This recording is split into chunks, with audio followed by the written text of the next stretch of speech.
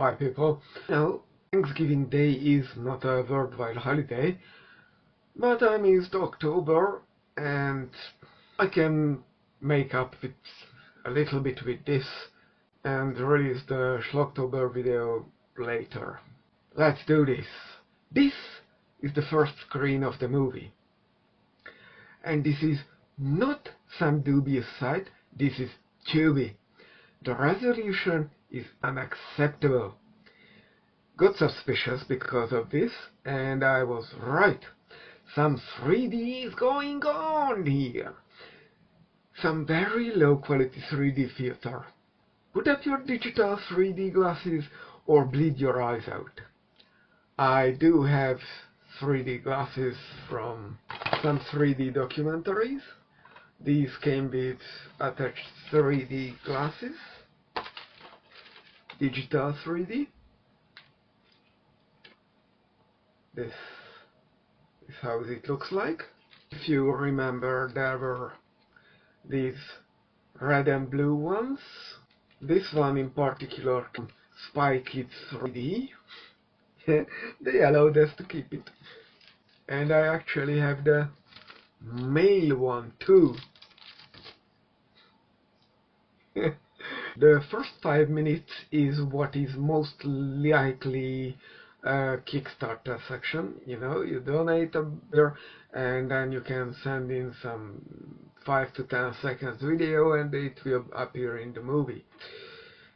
This also appears at the end of the movie, but I think those are pretty much cut content and only appear because of obligation.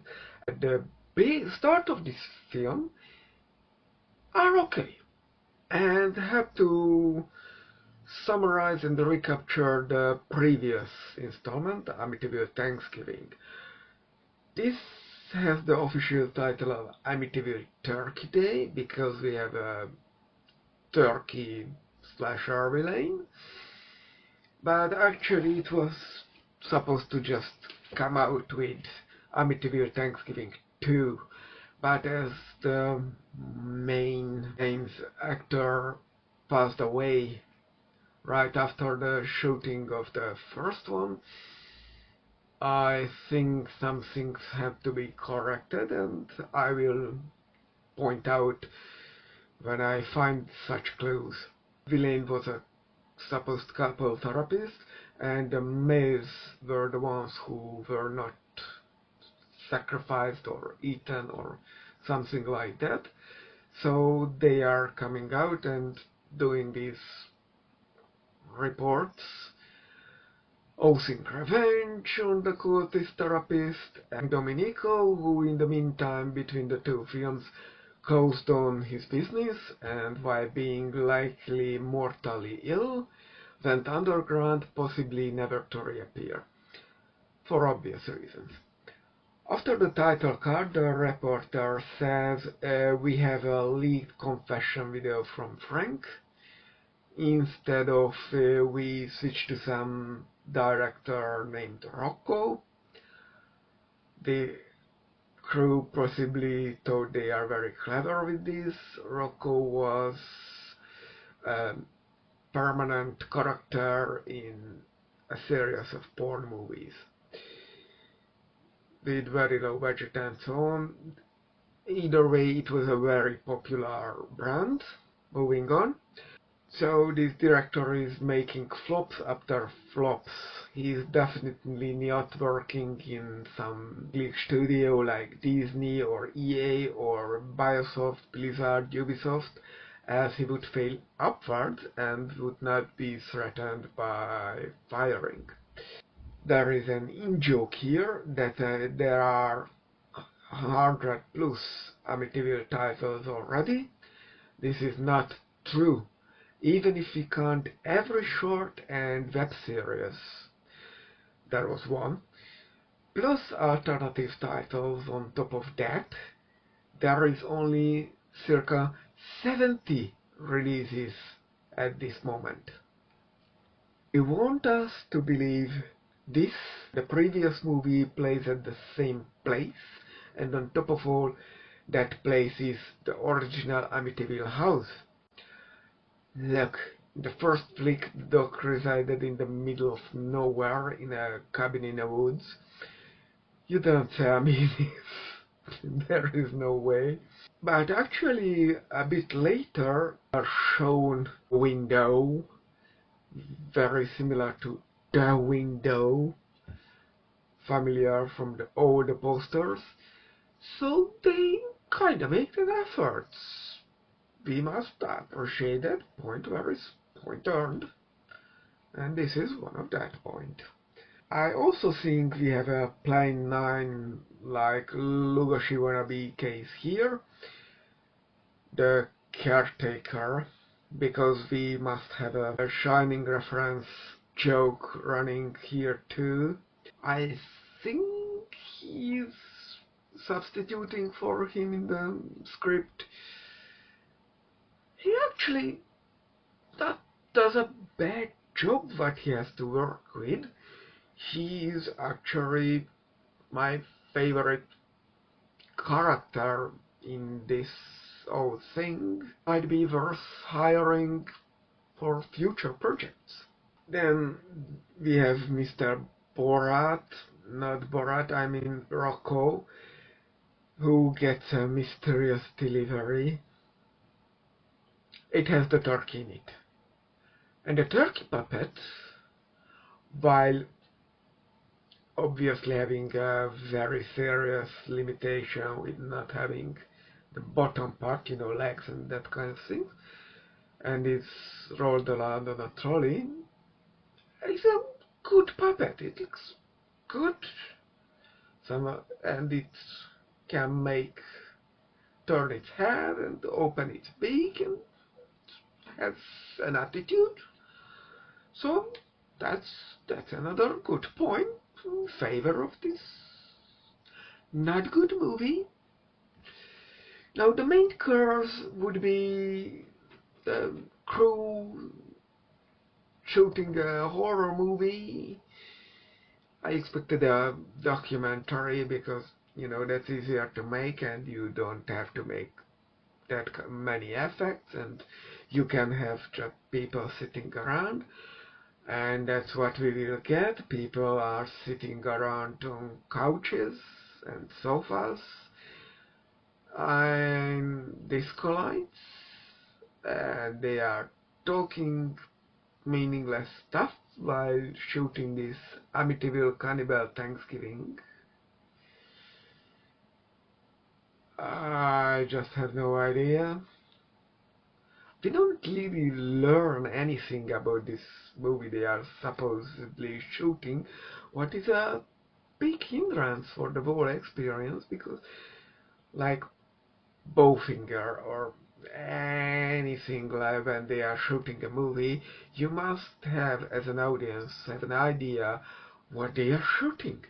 So you get practically two movies for one price. And that's not what we are getting here. And that's a major flaw. The bird being like right on some dude from the beginning in the basement at the 30th second. We get our first kill only at the 16th seconds off camera with zero gore effect. And that is the second major problem with this flick, that while they had someone who made a puppet and actually made pretty decent cinematography, points for that,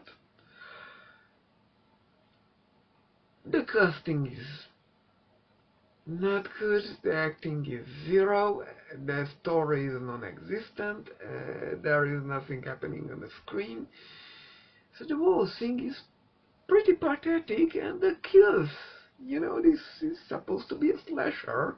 Even the Amityville whatever experiment that had kills, even though it had like zero gore and just you know blood effects on the camera, it still had kills because the blob there just jumped on people so to aid them and that kind of stuff. here it's... So I was started screaming that, do something please, like some effects thrown at me or... Anyway, after this we get some very lazy ADR. I would show you, but you know, but yes, you can look it up. It's free on Tubi, and with Opera we all have access to that platform. Then we are ripping off the Kubrick Shining a bit, as told before. It starts here. We even get day cards, because you know the original is day 1 happening, day 2 happening, day 28 happening. We only have here 3 days, despite we were told they have, I didn't look back, 1 or 2 weeks. And that's all used for the shooting, and the release is supposed to happen on. But at least that kind of becomes a point in the movie when, well, it's not really, but the publisher company's person appear at a point and takes over the directing because budget is going like Disney's Snow Latino or Red One. Yeah, that's the one where Rock peed in water bottles. Budget was supposed to be 150 million and it ballooned to 250 billion. Anyone saying it will have to take back like a billion, it's overestimation. It's not. The budget was supposed to be 150 billion. So if you add to the marketing, you multiplied that number, the extra cost because of the Rock's misbehavior and attitude and not showing up for doing his job is another question. It's an extra 100 million, but it's not 250. You have to double, 2.5 times, more probably, but just the 1.5 million. So if it reaches 500 million, even with the misspent balloon cost, it will still break equal. If you are a normal person and not just wants to bash Hollywood, they deserve it, but you know, it's not that big of a problem for Red One, but I hope it's a very big problem for The Rock. It's a very big problem for Dwayne Johnson. So here are the windows, and I mean, you know, if it is pretending now it is the original house, yes, this is a good point. And we are not just in Amityville somewhere because of this. We are actually in the house. We are still not connected to the original Amityville horror because all this thing is some cultist moving in to the Amityville house and doing his own stuff, but he's really more than just throwing in the name Amityville. So there's nothing much to talk about here. Here is the guy of the local diversity hire, black gay dude. Later it turns out, we get a bit of a footage from the previous flick, that is the same actor who appeared with SCP, Sean C. Phillips. They were a gay couple there. He's playing here a different character, and he actually had a subplot. They forgot about it. There is no resolution, no explanation, no nothing. But he had a subplot making him the best character in the entire movie. Because he called it out that it's a very similar person and someone should look after this. and he was promised to be looked after. What's the similarity between him and that other person? And they are both, gays. Yes, yes. Here is actually Rocco's partner, so it turns out Rocco is bisexual, so he gets a minor scene with the production company's person, with a woman who has an affair with Rocco, who is using this affair to make more movies, even though they are not marketable. You hear me, Rachel Zegler? Yes, you can pretty much end up like him. Or, Francis Ford Coppola, for that sake. He made Megalopolis. You should think about your career, because if you don't, you will end up like Shia LaBeouf, the Transformers guy who pocketed a large sum of money, but then became blacklisted, so to say, because of his antics and because of his lies and attitude to the other workers and directors and studios and the audience.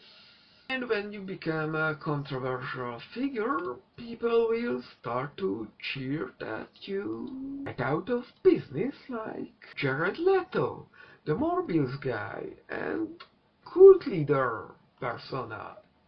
Yeah. 35 minutes in, and I don't know who are these people, what they are doing, nor do I care.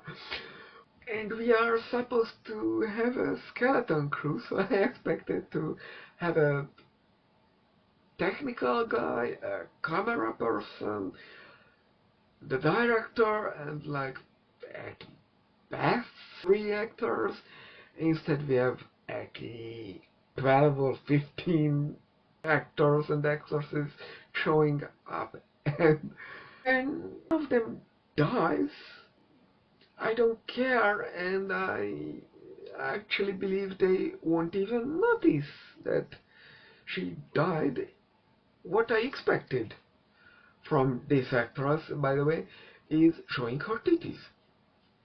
She was insufferable.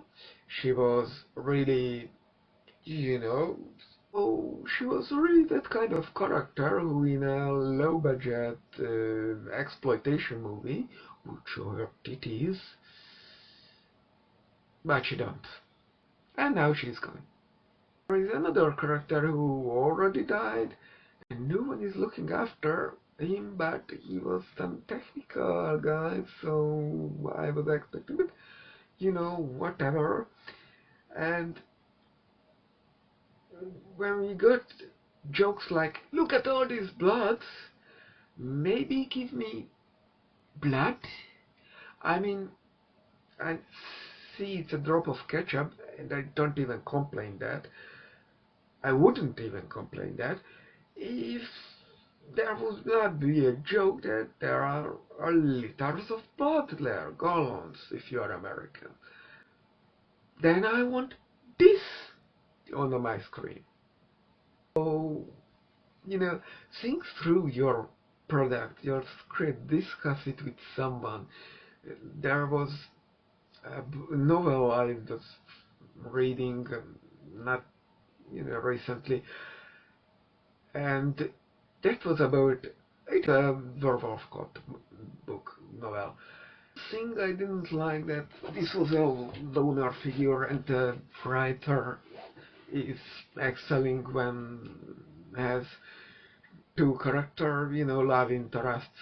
Point is, I had issues just from the beginning, but it was fine. I expected it to deviate from her mainline works, because the original already did.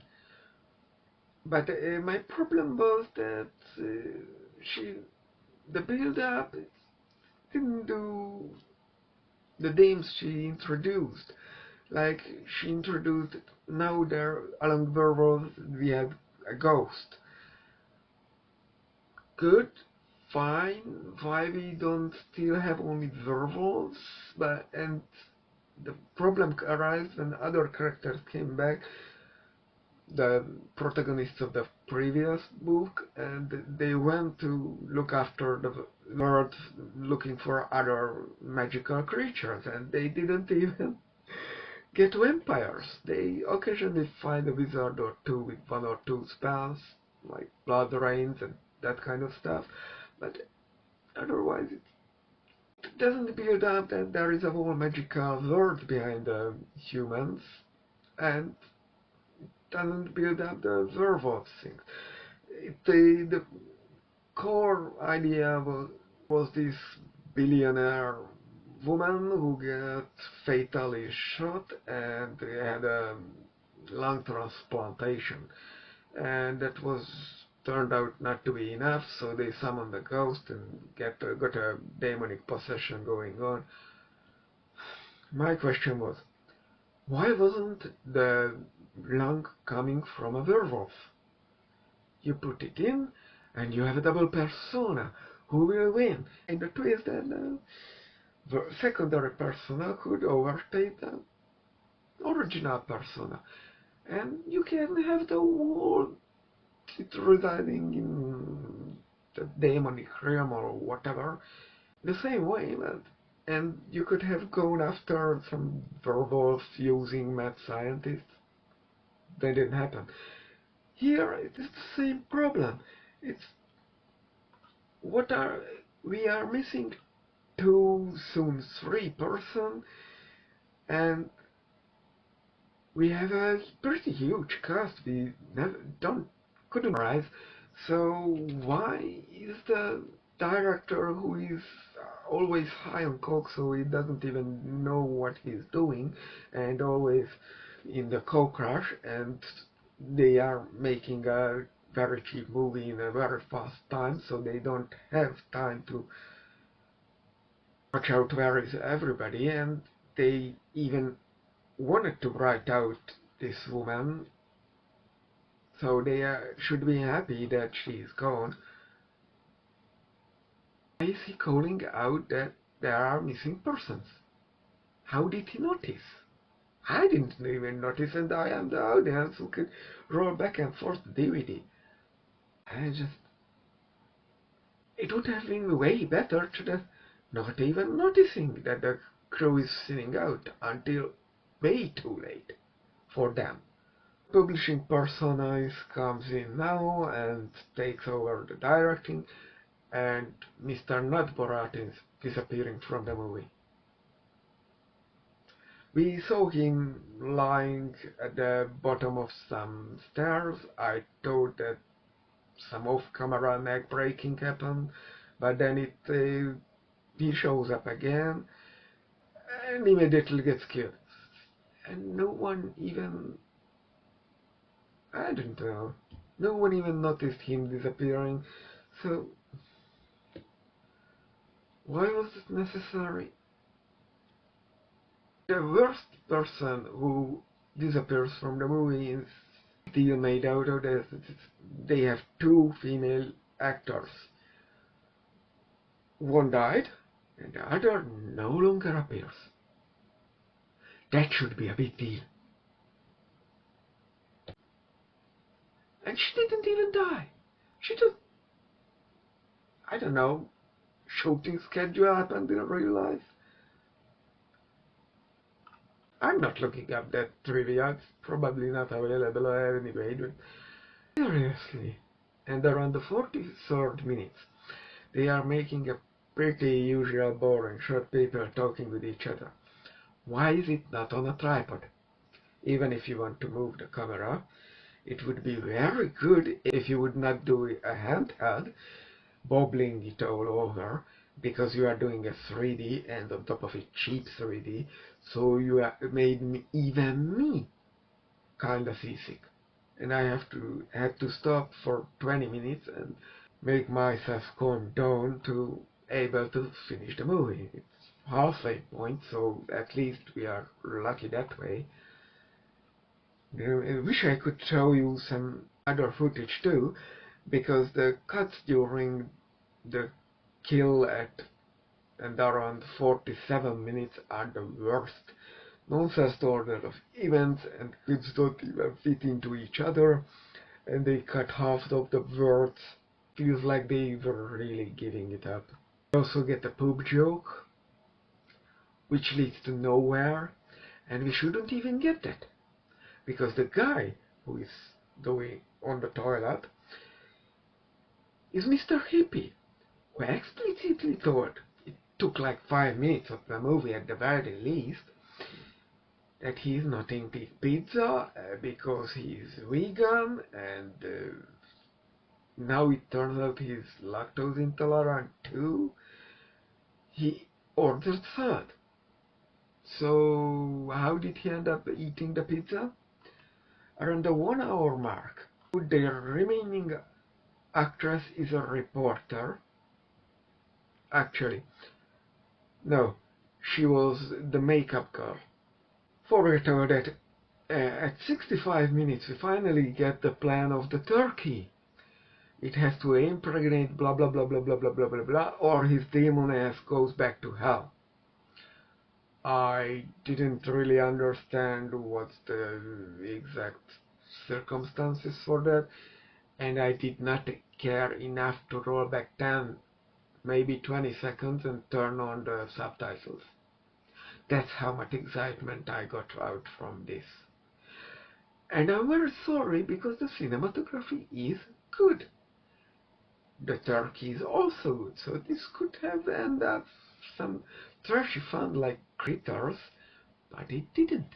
No idea what is going on here either, and this poultry mask guy is killing Borat, I assume has a very deep meaning in the head of the creators, but I just don't get it. The last three standing are the studio lady, reporter girl, and diversity hire. I think studio woman gets cooked. Yes, she gets cooked.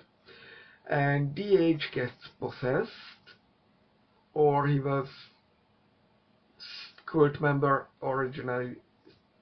Who cares? And reporter woman is kidnapped by some cultist. Then Turkey mask guy kills Butler. We get some the room quality action, like pumping on the wrong place, and it's just, you see what's on the screen. Why I even explain it to you? It's 12 a.m. and the turkey is fucked, and I mean the other way around. You know, if this would be a totally amateur production, just some keyword matrix level crap, I would actually praise it. But as a professional product, which was